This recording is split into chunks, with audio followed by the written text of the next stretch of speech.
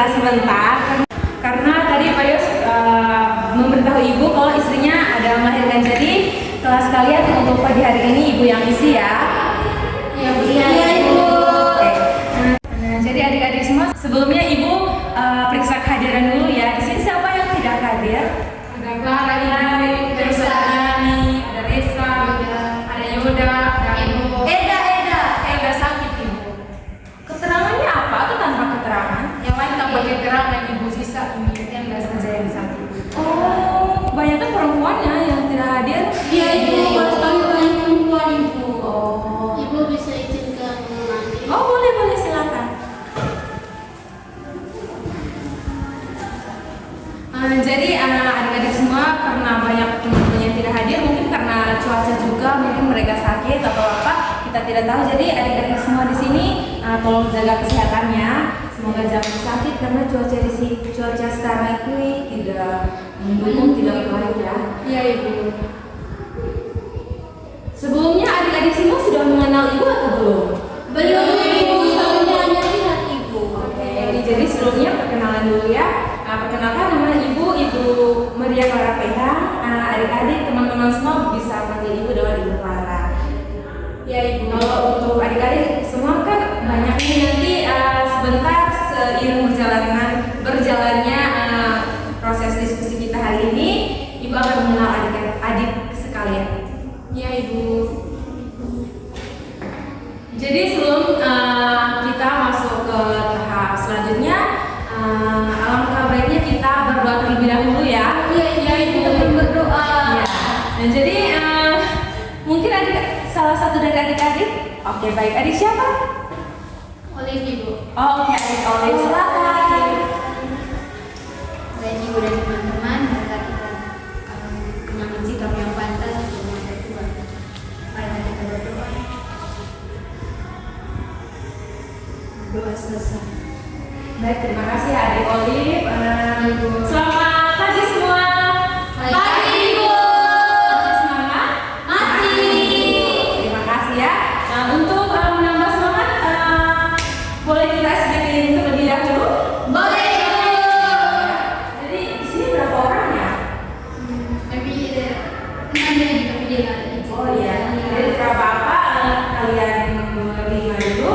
Nah jadi di sini SBK-nya itu sebenarnya harus berpasangan, tapi tidak apa mungkin yang belakang 3 orang dan depan 2 orang ya. Iya Ibu. Yang ketiga ya.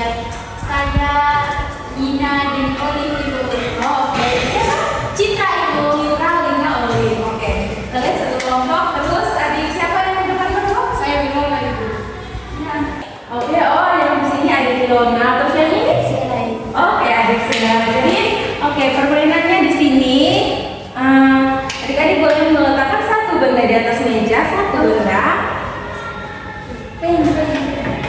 Pena Ibu. Pulpen. Iya boleh.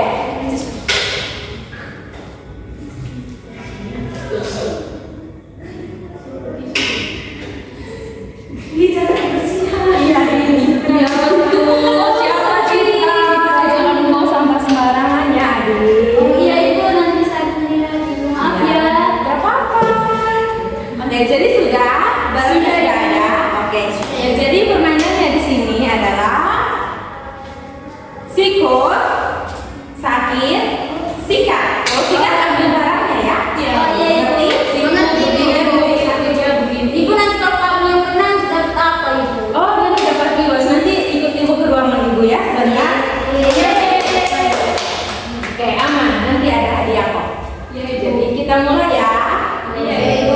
Sakit, sikut, sikut. Yo, sakit, sakit, sikat.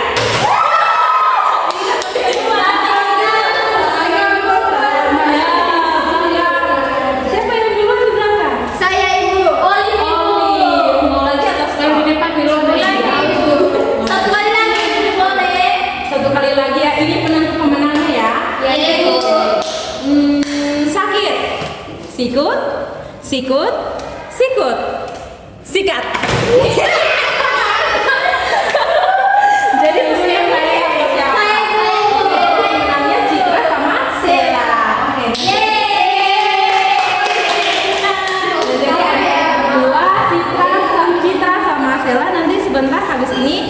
ibu ke ruangan ibu ya. Iya, iya, Ibu. Olive juga. Atau oke deh, Olive juga tidak apa-apa. Oke. Adik berdua kecil hati ya. Iya, Ibu. Nah, jadi di sini ibu ada suatu materi untuk adik-adik semua. Jadi judul materinya yaitu Remaja Berdaya Bersama Melawan Kekerasan Seksual. Coba diulangi. Remaja berdaya bersama melawan kekerasan seksual. Nah, jadi setelah mendengar topik tema kita hari ini, mungkin apa yang ada di pikiran adik-adik mengenai tema kita hari ini? Saya Ibu. Oke, silakan adik. Ibu. Oke. Baik Ibu, dari topik yang tadi yang dapat saya pahami bahwa kekerasan seksual itu adalah satu pelecehan secara verbal maupun non verbal yang dilakukan orang lain kepada korban. Jadi saat kita mendapatkan pelecehan seksual itu, kita tuh harus bisa mengatasi atau melawan pelecehan seksual itu, Ibu. Oke, betul sekali apa yang sudah dikatakan oleh adik.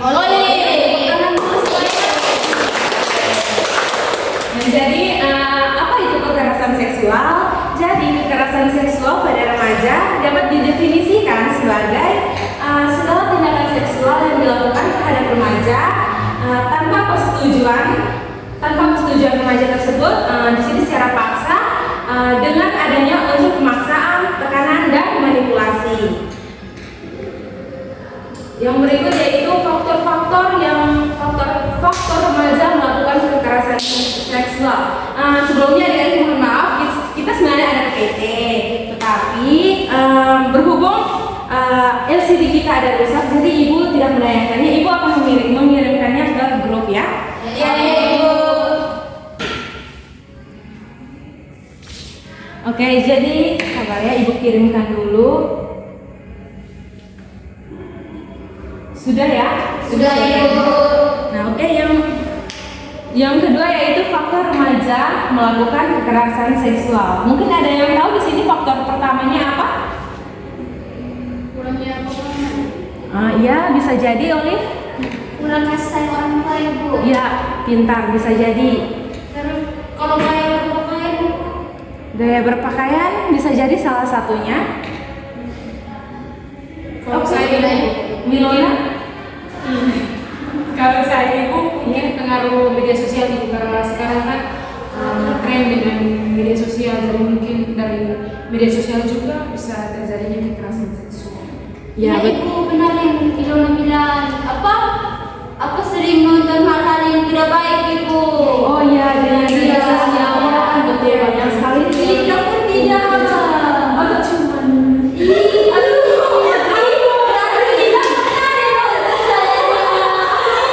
Kalian hobi drakor juga ya?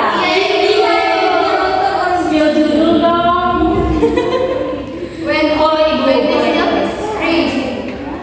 Bagus tidak itu? Bagus ya. Oke, nanti ibu rewatch. Sebenarnya ibu juga sudah nonton sih. Jadi adik-adik semua, faktor remaja melakukan kekerasan seksual itu yang pertama yaitu pengaruh lingkungan. Lingkungan di sekitar juga sangat berpengaruh besar terhadap sikap atau sifat remaja, karena di situ mungkin kayak lingkungannya kurang bagus. Seperti kan kita kan masih remaja, adik-adik semua masih remaja nih, pasti akan mengikuti apa yang di lingkungan mereka terjadi, berarti mereka juga mengikuti itu, maksudnya tanpa berpikir panjang gitu ya adik-adik. Terus yang kedua mungkin ada yang tahu? Kurangnya pengawasan dari orang tua mungkin, Ibu. Iya betul, itu bisa jadi. Ada lagi? Tidak ada? Oke, it's okay, tidak apa-apa. Kita di sini belajar sama-sama. Mungkin pemahaman terkait dengan seksual itu masih kurang Ibu. Iya betul sekali, itu salah satunya. Yang kedua yaitu pengalaman pribadi. Remaja yang telah menjadi korban kekerasan seksual atau menjadi pengalaman trauma lainnya mungkin mengalami kesulitan untuk mengelola emosi dan perilaku mereka. Yang kedua, kurangnya pendidikan seksual yang tepat. Tadi siapa yang bilang tentang kurangnya pendidikan seksual tadi? Olive Ibu. Oh iya, Olive sama Dona. Iya, Dona juga. Nah, jadi di sini kurangnya pemahaman tentang seksualitas yang sehat dan batasan-batasan dalam hubungan dapat membuat remaja tidak menyadari bahwa perilaku mereka adalah tidak benar. Nah, yang kedua yaitu pengaruh media. Ada juga yang sebut tadi pengaruh media? Iya, Ibu. Wah, pintar ya. Dia sih paling pintar. Oh, dia sekarang ada di sini ya? Iya, Ibu. Wah. Dia paling hits, Ibu. Oh, pantas. Aktif sosmed itu sekarang. Jadi konten yang ada di media sosial yang tidak pantas atau yang tidak sehat dapat mempengaruhi persepsi remaja tentang seksualitas dan hubungan antar pribadi. Nah, yang kelima ada yang tahu? Ini tentang Belum, Ibu. psikologi. Gangguan mental, Ibu. Iya.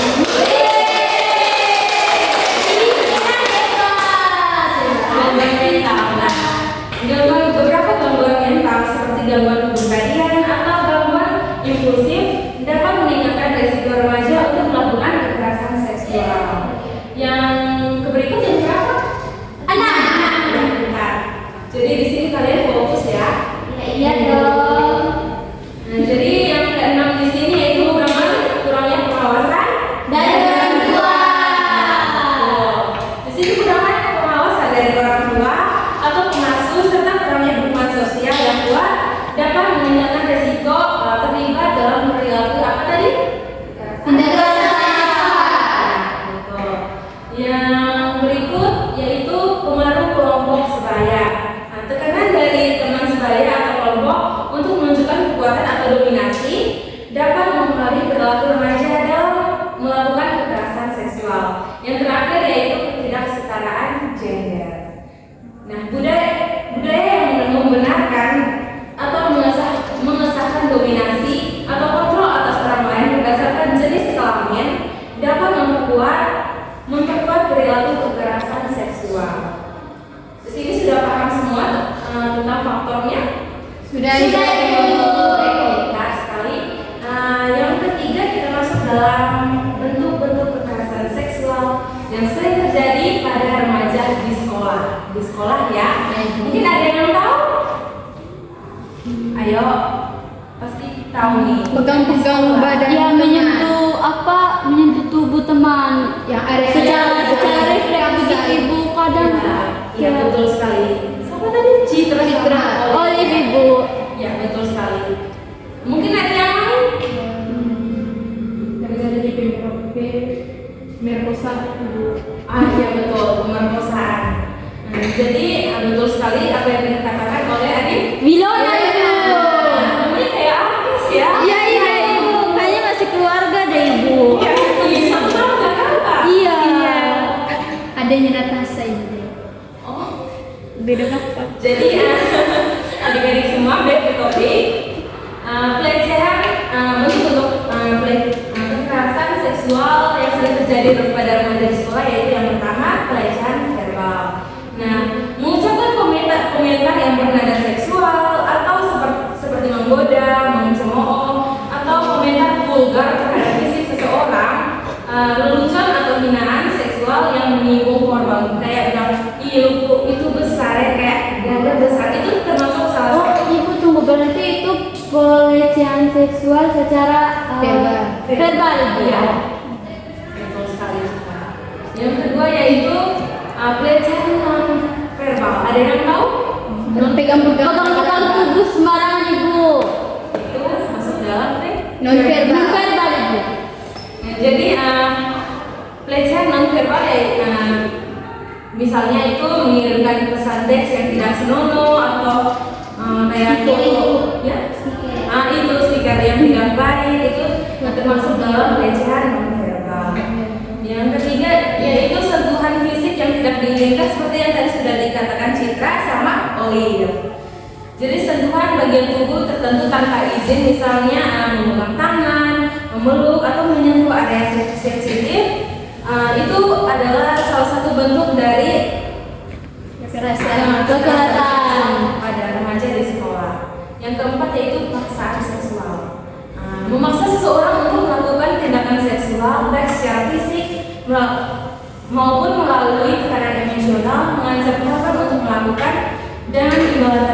seperti nilai atau perlakuan khusus. Ini ada yang pernah merasakan atau tidak?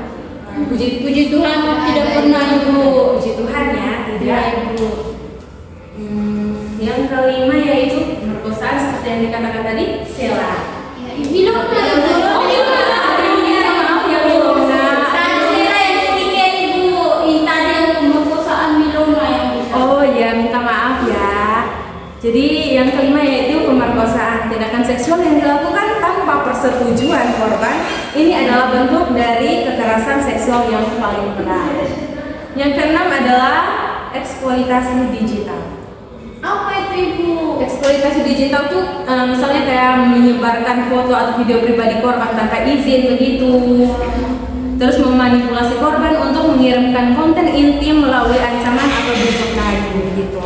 Semoga di sini adik-adik semua tidak merasakannya ya. Iya Ibu. Baik, jadi ada apa? Ada yang mau ditanyakan? Tidak Ibu. Tidak Ibu. Ini teman-teman yang di belakang tidak tahu kalau Ya, oke, kita lanjut ya. Iya Ibu. Jadi materi yang pertama yaitu dampak dari kekerasan seksual pada remaja. Ada yang tahu? Trauma. Ya, bisa juga bunuh diri. Mintanya terganggu Ibu. Ya, pintar sekali. Cinta. Tadi. Nah, siapa lagi? Bilang kan? Bisa juga mengurung diri. Oh, isolasi diri dari lingkungan kita. Iya, iya betul. Terus Saya Ibu dampak akademik Ibu. Jadi kalau korban itu dia bisa menurunkan motivasi belajarnya Ibu karena dia kan mengurung diri. iya betul sekali. Dan jadi apa yang adik-adik sebutkan tadi itu tidak salah, itu semua benar semua ya. Adik-adik di sini pintar semua, suka deh.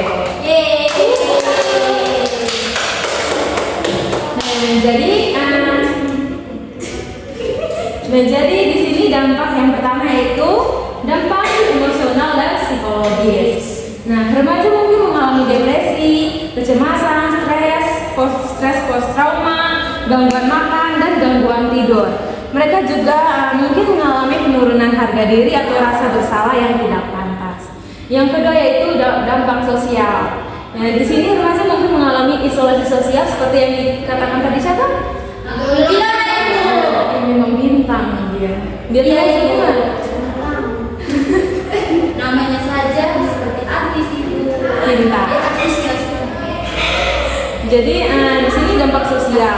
Remaja mungkin mengalami isolasi sosial, kesulitan berinteraksi dengan teman sebaya dan merasa kesulitan untuk mempercayai orang lain. Yang ketiga yaitu dampak akademis seperti yang dikatakan siapa tadi? Dampak akademis? Sela Ibu. Bintang yang kedua ya. Kalian bintang berapa Ibu? Kalian tak terhingga.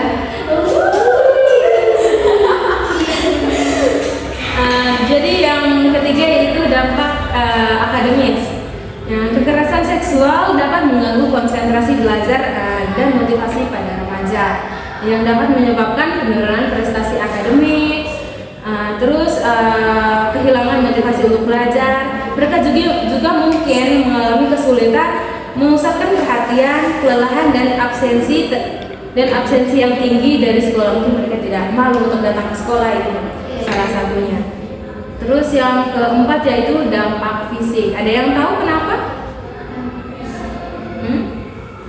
Mungkin bisa menyebabkan kehamilan. Ya, pintar. Pintar sekali. Sela pintar. Sela sudah banyak pengetahuan sekali. Jadi teman-teman yang lain juga harus belajar tambah rajin ya. Iya Ibu, akan belajar lebih giat lagi. Nah, jadi beberapa remaja mungkin mengalami cedera fisik akibat kekerasan seksual. Mereka juga mungkin mengalami masalah kesehatan fisik seperti sakit kepala, gangguan pencernaan, dan nyeri pada tubuh yang tidak terkait. Nah, bisa juga mereka terkena penyakit-penyakit penyakit seksual. Penyakit seksual menular. Iya Ibu. Penyakit menular seksual seharusnya. Sorry. Terus yang berikut adalah dampak hubungan. Kekerasan seksual dapat mempengaruhi hubungan interpersonal antara remaja, baik dengan keluarga, teman sebaya, maupun pasangannya, pasangan pacar kah apa? Iya kan, kalian kan masih remaja jadi masih pacaran dulu toh, belum tentu nikah atau Iya ibu yang bicara. Saya juga. Oh Milu kan beda. Iya, nah kamu Kamu tidak ada project. Tidak, maksudnya biasa. Tidak ibu, tidak ada itu. Vero itu Iya. Oh, kalau ini kan kayak kita punya mantan. Iya, dan drama pokoknya kalian ya udah merencanakan masa depan terus terhalang dengan tembok yang begitu tinggi itu ya. tidak ada. beda apa? Jadi apa yang Ibu Mona sudah tahu beda kan? Mana anaknya gas ibu, gas. Oh, gas saja ya. Iya, begitu cuy ibu. Tapi memang cinta sebegitu sih. Oke. Nah, jadi yang terakhir itu dampak jangka panjang. Dan di sini dampak kekerasan seksual dapat bertahan dalam jangka panjang bahkan setelah peristiwa itu terjadi pada remaja. Remaja mungkin memiliki masalah psikologis dan sosial atau trauma yang berkelanjutan dan mungkin memerlukan hubungan dan perawatan yang berkelanjutan untuk pemulihan mereka. Terus yang kelima yaitu kita masuk dalam pencegahan dan membantu korban untuk kekerasan seksual pada remaja. Mungkin ada yang tahu cara pencegahannya bagaimana? Mungkin ibu kalau kita melihat ataupun kita menjadi korban, kita bisa melaporkan ke pihak yang lebih berwenang, atau mungkin kalau di sekolah kita bisa melaporkan ke guru, terlebih guru BK mungkin ibu. Ya, pintar sekali. Citra ibu. Oke, pintar sekali. Oke. Nah, jadi remaja dapat berperan aktif dalam mencegah kekerasan seksual di lingkungan mereka, terutama di lingkungan sekolah ataupun di lingkungan masyarakat sekitar. Yang pertama yaitu meningkatkan kesadaran diri. Kita harus memahami batasan pribadi kita, ketahui hak atas tubuh sendiri dan bahwa tidak ada orang lain yang berhak menyentuh kita tanpa izin. Terus yang kedua, kita harus pelajari tanda-tanda bahaya, kenali situasi atau perilaku yang mencurigakan dan segera untuk menjauh.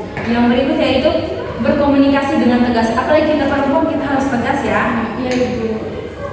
Kita harus berani untuk berkata tidak jika kita merasa tidak nyaman dalam suatu kondisi atau situasi tertentu. Yang ketiga yaitu kita bisa menggunakan teknologi dengan bijak.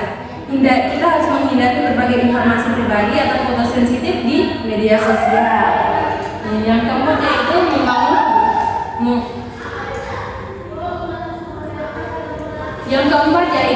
membangun hubungan yang aman. Pilih teman tuh yang mendukung kita, jangan teman yang mengajak kita ke hal-hal yang sesat ya. Kalian di sini jangannya adik-adik semua. Oke. Yang terakhir itu berani melakukan seperti yang dikatakan Citra. Ya betul sekali. Kita harus berani melakukan perilaku mencurigakan atau kekerasan kepada orang dewasa yang kita percaya gitu. Terus langkah-langkah untuk membantu korban. Jadi ada yang tahu bagaimana cara untuk kita membantu korban yang sudah mengalami kekerasan seksual? Oke, silakan. Mungkin ibu kalau ada teman yang curhat menjadi korban ibu, mungkin bantu dia untuk keluar dari masalah, mungkin mencoba untuk melaporkan ke pihak yang berwajib, dan juga kalau teman sudah berani menceritakan masalahnya harus menjadi pendengar yang baik dan juga harus menjaga rahasianya. Oke, pintar sekali Sila, sangat detail ya penjelasannya. Jadi di sini kita harus yang pertama itu dengarkan dengan empati. Jadi jangan biarkan korban.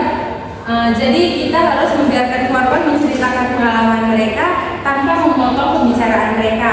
Yang kedua itu jangan menyalahkan korban. Kita harus memberi rasa aman untuk mereka berbicara. Yang ketiga yaitu hindari memberi komentar seperti kenapa kamu tidak melawan atau kenapa kamu kesana gitu.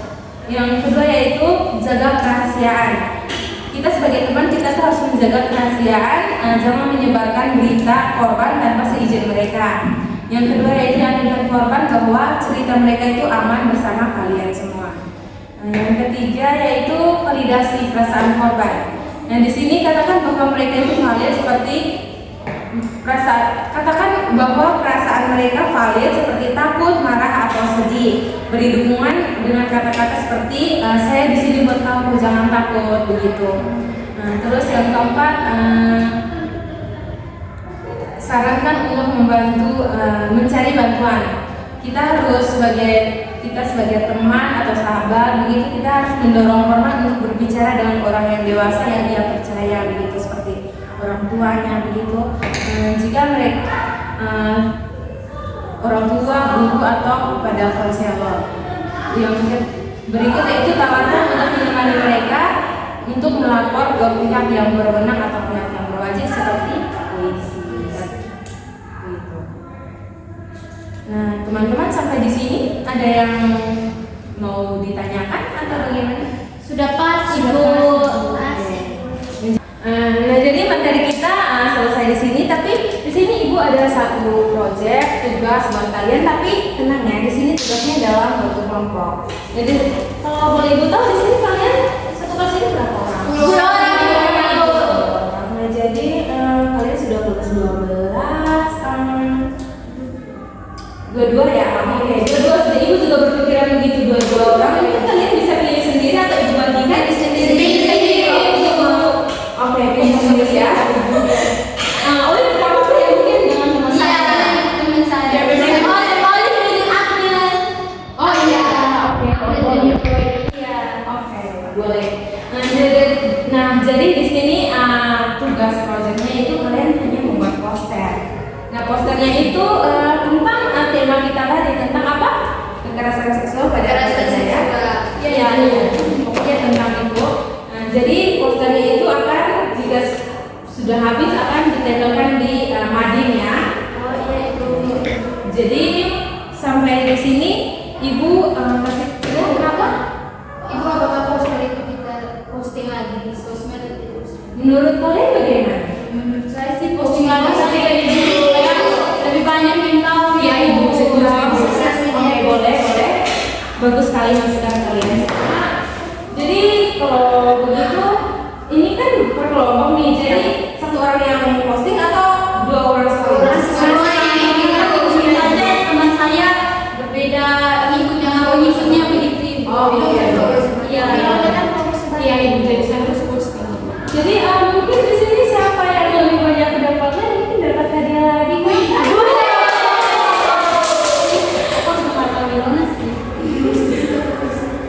Ini bisa ini loh biar banyak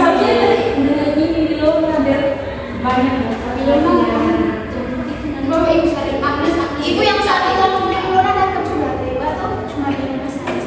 iya yang satu tahun. Jadi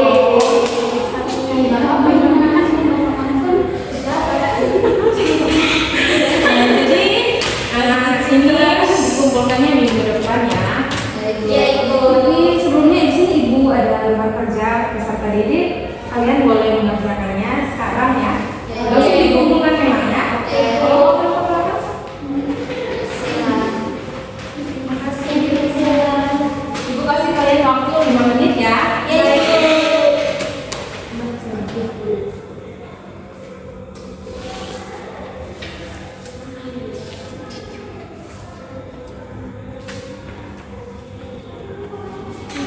Sudah, Ibu. Sudah Ibu. Satu orang Ibu boleh tolong Ibu kan? Lona kamu aja ini. Bilo. Yes. Iya Bilo. Terima kasih. Iya, Ibu. Oke, baik. Jadi setelah ini ada lagi satu yaitu lembar evaluasi hasil. Jadi tolong siapa? Tolong Saya.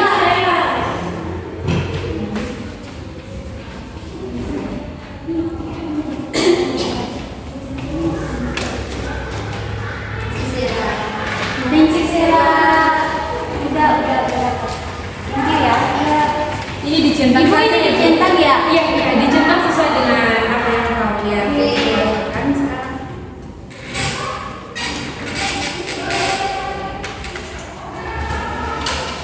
Kalau sudah boleh dikumpulkan ya. Ini Sheila. Makasih ya.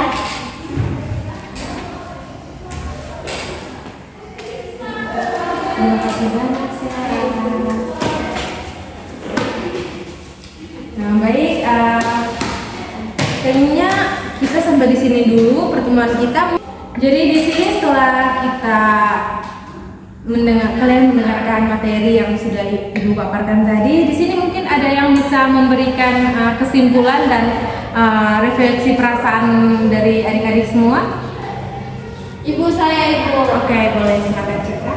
Oke, baik Ibu. Jadi perasaan saya setelah mengikuti layanan bersama dengan Ibu dari awal tadi hingga pada akhir ini, saya merasa sangat senang Ibu. Seru juga proses layanan dengan Ibu. Ibu juga kayak membawakan materi juga tidak monoton. Ibu selalu memberikan afirmasi positif untuk kami. Kemudian di sini kami juga saling memberikan pendapat, dan juga dari layanan yang diberikan oleh Ibu tadi, terkhususnya tentang materi berkaitan dengan kekerasan seksual ya, kalau saya tidak salah, itu saya dapat mengetahui secara lebih mendalam Ibu seperti apa sih kekerasan seksual, jenis-jenis, dampak, dan juga bagaimana solusi yang dapat kita ambil ketika kita melihat ataupun menjadi korban dari kekerasan seksual itu sendiri. Oke, baik. Terima kasih ya Ibu. Baik, tepuk tangan semuanya untuk kita. Nah, jadi di sini Ibu juga ingin mengucapkan terima kasih karena adik-adik semua sangat berpartisipasi aktif dalam kegiatan diskusi kita hari ini. Nah, baik, mungkin selanjutnya pertemuan berikutnya mungkin ada yang bisa disampaikan kayak waktu, tempat. Mungkin untuk pertemuan selanjutnya nanti kami akan menginformasikan lagi ke Ibu. Kalau ada guru yang tidak masuk, nanti kami akan menginformasikan ke Ibu supaya kita bisa bertemu lagi. Oke, baik. Oh, ketua kelasnya Citra. Iya, Ibu. Oke, nanti buat grup grup WhatsApp ya untuk kita. Oke, Ibu. Baik, terima kasih untuk kita semua yang sudah hadir di sini, yang sudah berpartisipasi aktif mengikuti kegiatan diskusi kita hari ini. Kegiatan kita sampai di sini dulu. Kita akhirinya dengan doa. Siapa yang ingin? Oke. Silakan.